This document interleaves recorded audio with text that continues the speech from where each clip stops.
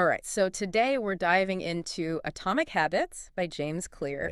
Yeah. And this book, it's all about, kind of those small changes that can lead to big results. Uh, And we're really trying to, we all kind of know the basics of habits, right. but we're going to try to pull out some of that extra special stuff that can, really kind of help you change your life. Exactly. And, I think a lot of it is it's understanding the why behind the what. Yeah. We all know that habits are important, but this gives us a framework for not just understanding them, but really engineering them to work for us. Yeah, and I think, one of the core concepts I remember when I was reading this book that really stood out to me was this idea of tiny changes Hmm. that compound over time. And it's almost like a ripple effect.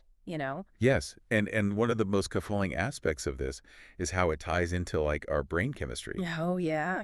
So think about it. Each time you successfully complete a habit, no matter how small, your brain rewards you with a little hit of dopamine. Mm. And this creates a positive feedback loop, making you more likely to repeat the behavior. So we're really kind of rewiring our brains one tiny habit at a time. Yeah. That's pretty cool. And so Clear introduces this idea of the habit loop, right? To kind of Yeah, explain how this process works. exactly. The habit loop is a four-step cycle, and it's cue, Oh, okay. craving, response, and reward. Okay. So let's say you're trying to break the habit of checking your phone first thing in the morning. Okay. So the cue might be the sound of your alarm. Okay. The craving is that urge to see what you missed overnight. Right. The response is actually picking up your phone and scrolling through your notifications. Yeah. And the reward, well, it's that hit of dopamine you get from seeing something new or exciting. Yeah, I was just thinking about this. I was thinking about my habit of hitting the snooze button every morning, Hmm. and I never really thought about it as a habit loop before, but, the cue would be the annoying alarm. Yeah. The craving is like a few more minutes of sleep. And then the response is, of course, slapping that snooze button. And the reward is just that, temporary feeling of relief. Yeah, that's a perfect example. Yeah. And understanding your own habit loops is crucial for changing them. Okay. And Clear argues that to actually modify a habit, we need to manipulate these steps in the loop. So instead of just trying to force ourselves, just kind of white knuckle our way through it, we have to kind of understand the mechanics Yeah. and then kind of tweak the system a little bit. Precisely. And that's where his four laws of behavior change come in. Okay. Make it obvious, Okay. make it attractive, make it easy, and make it satisfying. All right. So these are 4 laws that I can use to change my habits. Yes. These laws offer a framework for systematically changing our habits by targeting each step of the loop. Okay, cool. So let's break these down one by one. Okay. So the first one, make it obvious. Yeah. So is this about like bringing awareness to those things that we're doing kind of unconsciously, Absolutely. those habits that we're not even aware of? And Clear suggests using a tool he calls the habit scorecard, Okay. which is essentially a detailed inventory of all your current habits. So not just the good ones, but also those sneaky little ones that are holding us back. Exactly. By writing down everything you do in a typical day, Okay. from the moment you wake up to the time you go to bed, you become aware of those automatic behaviors. Yeah, I can definitely see how that would be helpful. Like I know for me, there's definitely some mindless scrolling on social media that happens, Right. or, late night snacking, Right. things like that I do without even thinking about it. And once you've identified those habits, the next step is to make the cues for your desired habits incredibly obvious in your environment. Okay. So let's say you want to read more. Okay. Instead of leaving books scattered around, create an inviting reading nook with your current read prominently displayed. So it's kind of like you're setting up little reminders throughout your day Yeah. to kind of nudge yourself in the right direction. Precisely, and conversely, to break a bad habit, you want to make the cues less obvious. Okay. So if late night snacking is a problem, try putting all the tempting treats out of sight. Out of sight, out of mind. Right. Okay, so we've made the cue obvious. Yes. How do we make the habit itself more appealing? So that's where make it attractive comes in. Okay. And one of Clear's most effective strategies for this is called habit stacking. Habit stacking. I like that. And it's about capitalizing on the power of existing habits. So instead of creating something new, we're kind of building on something we already do. Exactly. The formula is simple. After current habit, I will new habit. Okay. So for example, if you're trying to establish a meditation practice, you could say, after I pour my morning coffee, I will meditate for 5 minutes. Oh, that's a good one. I like that because Bingo. you're already kind of in that mode of, you're getting your coffee, you're waking up. Right. It seems like it would flow naturally. It leverages your existing neural pathways.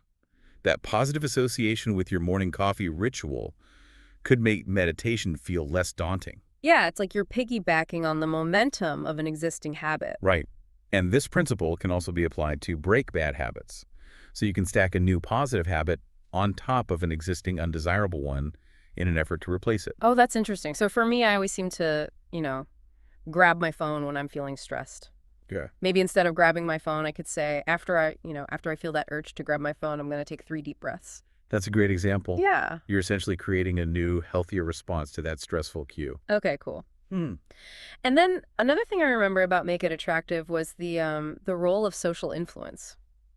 Yeah. Like, we as humans are social creatures, and we tend to, kind of mimic the behavior of those around us. We're wired to do that. So I'm guessing if I want to start exercising, I should probably surround myself with people who are active and enthusiastic about fitness. Exactly. Join a running club, find a workout buddy, Okay. or simply spend more time with friends who prioritize their health. Their energy and commitment can be incredibly contagious. Okay, so we've made it obvious, we've made it attractive, but what if the habit itself is still kind of a challenge? And that's where Make It Easy comes in, right? Yeah. So Make It Easy. This one seems like it'd be especially important for those habits that feel really hard to start. Absolutely. It's all about reducing that friction, making it as effortless as possible to start a new habit. And I know Clear talks about something called the 2-minute rule. Yeah. What's Sure. that all about? So the idea is to break down these intimidating habits into manageable chunks. So instead of aiming for a 30-minute workout, tell yourself, I'll just put on my gym clothes. Oh. Instead of cleaning the entire house, focus on clearing just one countertop. So it's kind of like we're tricking ourselves into getting started, because once we take that first step, we're more likely to keep going. Precisely. It plays on a psychological principle called the Zeigarnik effect. Oh, I've heard of that. Our brains tend to fixate on unfinished tasks, Oh, yeah. creating a sense of unease until we complete them. Okay, so it's like if I can just get started even for 2 minutes, Yeah. I'm tapping into that need for closure, Right. and that can help me keep moving forward. Exactly. And this can be especially effective for creative habits, like writing Yeah. or playing an instrument. Okay. Sometimes just sitting down and opening your notebook or picking up your instrument can be enough to spark that inspiration. Yeah. I love that. It's like lowering the barrier to entry so much that you almost can't say no. What about tracking our progress? Does that fit in with Make It Easy? Tracking can actually play a role in making the habit satisfying as well, Okay. which is the fourth law. Oh, right. Make it satisfying. Right. So remember, our brains crave rewards. Mm-hmm. By visually tracking our progress, we're creating that sense of accomplishment, Okay. which triggers that dopamine hit. So it's like giving yourself those little gold stars you used to get as a kid. Exactly. And it doesn't have to be anything fancy. A simple habit tracker in a journal, a calendar with check marks, or even a digital app can be incredibly motivating. Yeah, for sure. And what about breaking bad habits? Yeah. Is it about making it less satisfying? Yes. And one way to do this is by introducing a consequence for slipping up. Oh, okay. So maybe you put some money in a jar every time you indulge in that bad habit, Oh, and then donate it to a cause you don't support. that's a good idea. It adds a little bit of accountability and makes those slip-ups a little bit less appealing. Right. I like it. So we've talked about the 4 laws, but Clear also dives into some more advanced concepts in the book. Yeah. One that I found really interesting was the idea of identity-based habits. Yeah. Can you tell us more about that? Sure. So it's about shifting our focus from outcomes to identity. Yeah. So instead of saying, I want to lose weight, you would say, I'm the kind of person who prioritizes their health. So you're basically aligning your habits with your desired self-image. Exactly. When your actions are consistent with your desired identity, it reinforces that self-belief and makes those habits feel more authentic and sustainable. That's interesting. I was just thinking about this because I always tell myself I'm not a morning person. Yeah. But maybe if I started telling myself I'm someone who embraces each day with energy and purpose, I might actually be able to get out of bed a little bit earlier. That's a perfect example. By changing the narrative, you're changing the behavior. I like it. And then another concept that I remember from the book was the plateau of latent potential. Yes. This one really resonated with me because, it reminds us that progress isn't always linear.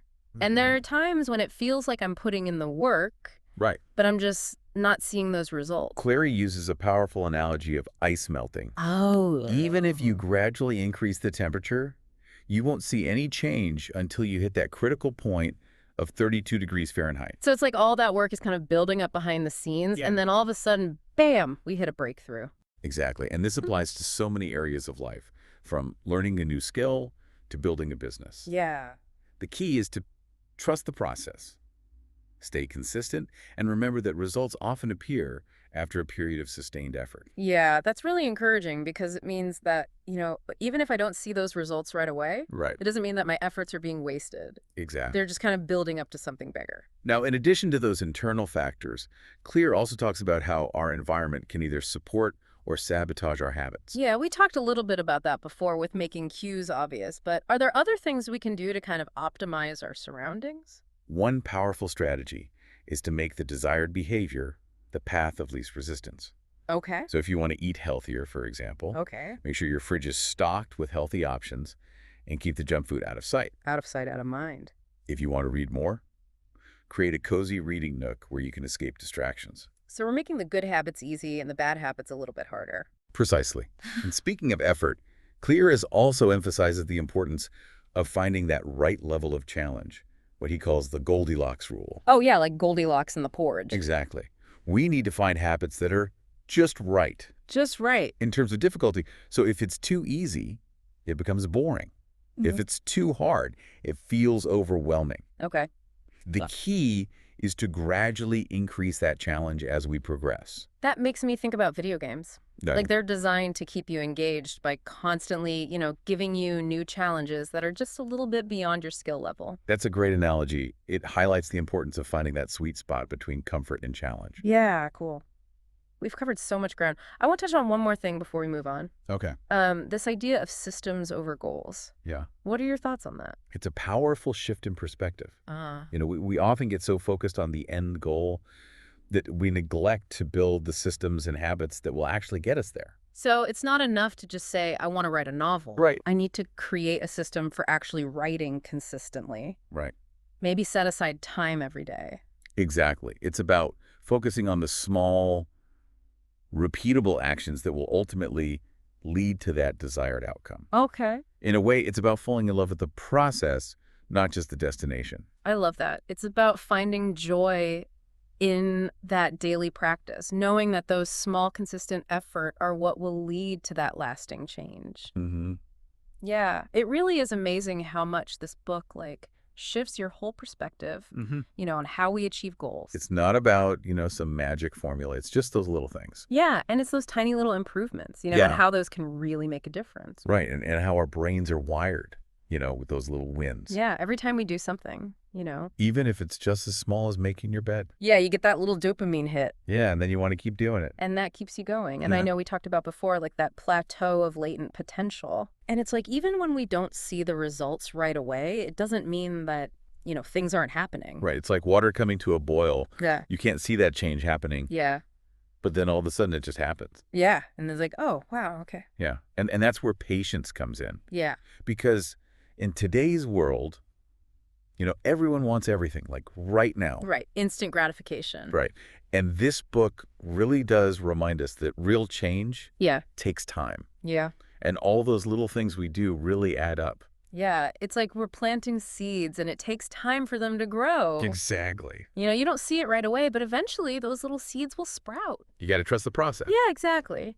And one of the things I really liked about this book was that it's not just theory, right? Yeah. He gives you some very specific, things you can do. Yeah. Like the habit scorecard and habit stacking and, And implementation intentions. Yeah. All these tools that you can start using today. Yeah, exactly. And it's Yeah. not like a one-size-fits-all, right? He really kind of encourages you to figure out what works for you. Right. Try different things and see what sticks. Personalize it. Yeah, and we've learned so much about, these little tiny changes and how they can really add up.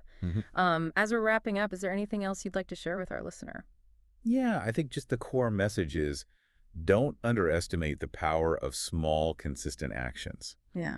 Because, those atomic habits, when you add them up over time, can really transform your life. Yeah, it really is about embracing that process, celebrating the small wins, and just remembering that, even those tiny changes when you do them consistently Right. can lead to those big results. Absolutely. So if you had to pick one little habit to change today, what would it be And how would you apply those 4 laws to make it stick? That's a great question for the listener to think about. And Yeah. just remember, it doesn't have to be huge. Yeah. Start small. Yeah. Make it obvious. Make it attractive. Mm-hmm. Make it easy and satisfying. And Mm-hmm. watch what happens. Awesome. Well, we hope you enjoyed this deep dive into atomic habits. Yeah, it's a great book. It really can change the way you think about habits Yeah. and how you can kind of shape your life. And until next time, keep on learning. Keep diving in. Yeah, dive into that knowledge that's important to you.